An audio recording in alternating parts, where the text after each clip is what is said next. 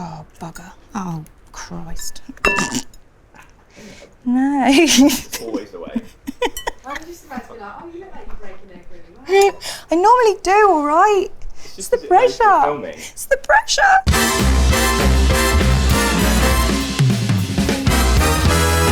I'm back! My name is Candice Brown. I'm back at Gozney, and today I'm going to be making a sticky toffee pudding in the dome and the caramel in the dome. Yes, I am. This is foolproof, actually, she says, she hopes. So same quantities of brown sugar. These messed around last time. Anyone would think we're near the sea. Sugar goes into a gorgeous, big, heavy cast iron pan. Don't put one on with a rubber handle because it probably will melt and then it will smell and then you'll get into trouble. Not that I've done that ever. But equal amounts of unsalted butter, light brown soft sugar, into the pan. Give it a little jiggle. Then that literally goes into the dome. 275 works brilliantly. So I've got 120 grams butter, 120 grams sugar, 120 ml double cream. The simplest caramel. Don't want to do it in the dome. You can do it in a pan. So same way, in a pan, on a hob, easy peasy, foolproof, she says. Please don't let me forget that. So my caramel is in the dome and the butter's melting. So we want the sugar to dissolve. You don't want it to go like a hard snap caramel, and obviously this is at a higher heat than probably it would be on the stove, so just keep an eye on it. We've got some really fancy dates here. Stones have been taken out because nobody wants to break their teeth. So I'm just roughly chopping these up. These are all soft and jammy and just lovely because they're the Medjool one, which are a bit bigger. But if you did have some other ones that were a little bit drier, don't worry, cut them up nice and small, and we're going to soak them anyway. I've got a little bit of bicarb, makes it go all fizzy, and just pour the boiling water over the top, and they're just going to soak, not for very long. But this is a good way as well if, like me, you forgot to use the sticky bit on the packaging and then your dried fruit goes really, really dry. While you're mixing the other bits together, you can leave that and it just soaks up some of that water, and it makes for a really, really moist, because I know everyone loves that word, sticky toffee. Just having a little check on my caramel. So I think we're at about 6.5 minutes, and you can see there the butter's melted and underneath the sugar has all melted. The only difference with this and doing it on a hob is it's not going to bubble up. So I'd be able to tell when it was on the hob because it'd be all bubbling and foamy, and obviously it's not.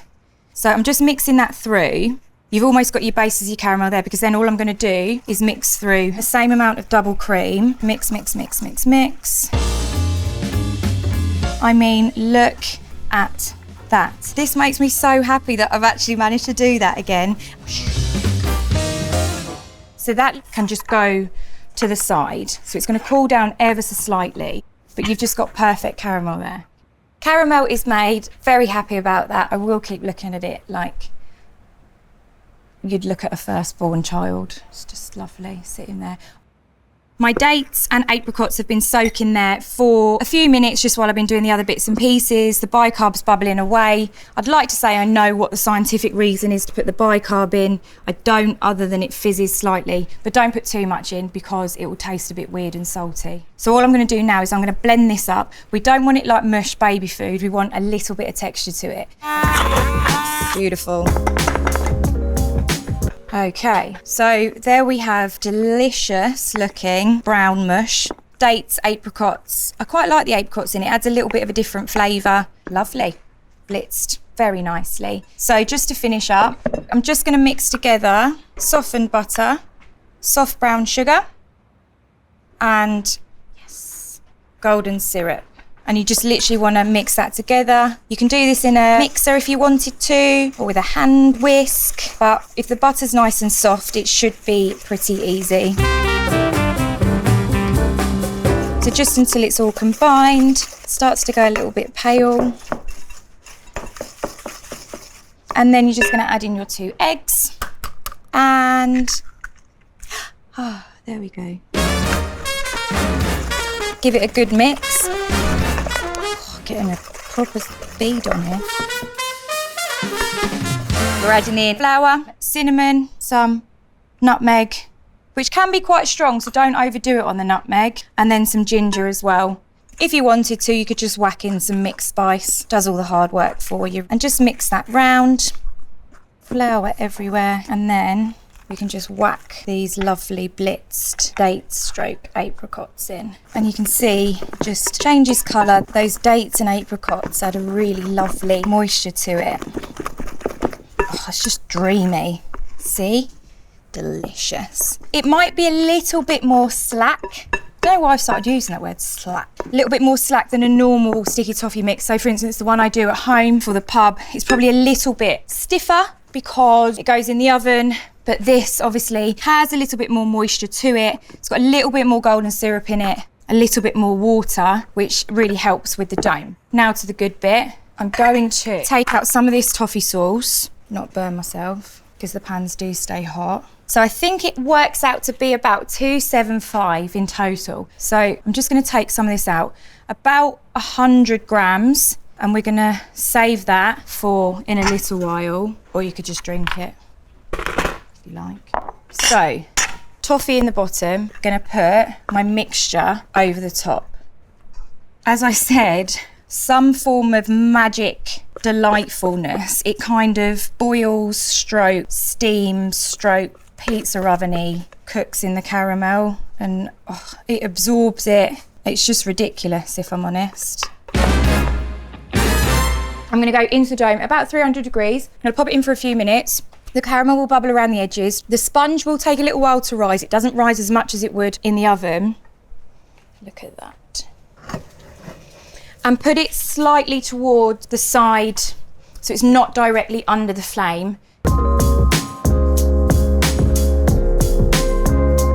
So you can see it rising. Oh, look at it, rising beautifully. But what we don't want it to do, we don't want it to char, we don't want to burn the top. Using the Gozney door, I'm going to turn the flame off because you can't use the gas flame and the door at the same time. Really, really important. I'm going to put this back in. I can push that right the way in there, and I'm going to put my door on. Close it across, and the door keeps the heat in, and that residual heat will bake it beautifully.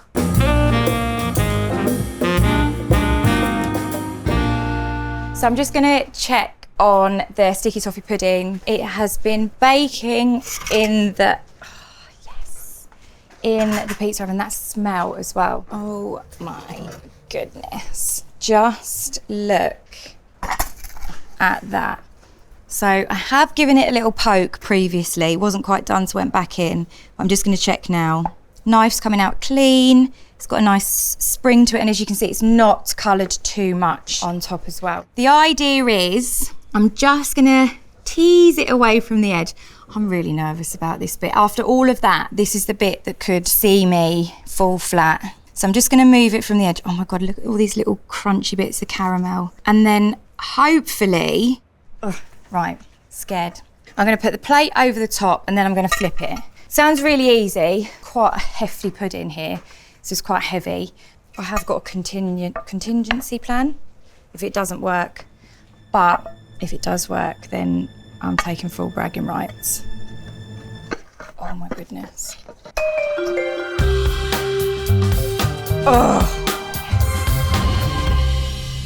Okay, we can cope with this, because all I'm going to do, because this is actually the best bit and no one will ever know, so we're just going to pop that on there like this. One of my concerns with this was that it might burn on the bottom. As you can see, it hasn't.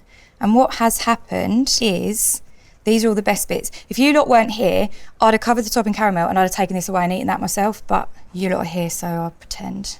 So I've tipped it out. I've repositioned the top. I saved this little bit of caramel because we're just gonna finish. And you can see where the sponge has absorbed all the toffee sauce. Probably the moistest cake you're gonna make. It is delicious. It smells incredible. And you've got that extra sauce there because you can never have enough sauce. All right, I had to patch up the top, but who cares when it literally tastes that good? My mouth's actually watering, I can barely speak. And another really good way of hiding any little mishaps is just put in some nice matchsticks of dates on top. So you've got a little bit more texture. Pile them up like a bonfire. Sprinkle over some pecans. You can toast them in the Gozney if you wanted to as well. And you've literally got probably one of the best puddings you're ever going to eat. Cut a little slice. I've put all the fancy bits on top. I've waited patiently so it's not like lava. And now I'm going in. This is the most important bit. Oh my God. It's spicy. You've got a little bit of texture in there. I'm talking my mouth full and I'm not even sorry. It's so good. It's sticky. You could serve it with cream, ice cream, or just have it like this. Also works really nice cold as a cake. Sometimes I worry myself, but actually sometimes I surprise myself. And this is one of those moments. Anyone want to go in and eat? Rox? Can I dip it in a bit more sauce? Yeah. Is that?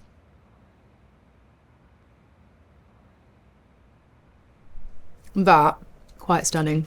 Quite stunning. The nuts are so nice because they become like caramelised with it. I don't even know how to describe it. It's a thing of beauty. I mean, look at it. Look at its sexy middle. It's so light as well.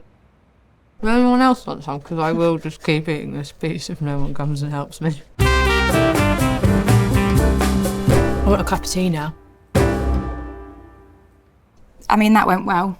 If you would like the recipe, go to gozney.com, like and subscribe this channel for more sexy, smutty, sticky toffee pudding content. See, this is where maths blows my mind. I had 120 sugar, 120 butter, 120 mils of cream, but it only adds up to about 275. I feel that. It hasn't gone anywhere, it hasn't evaporated. Or has it? That's maths with Candice Brown.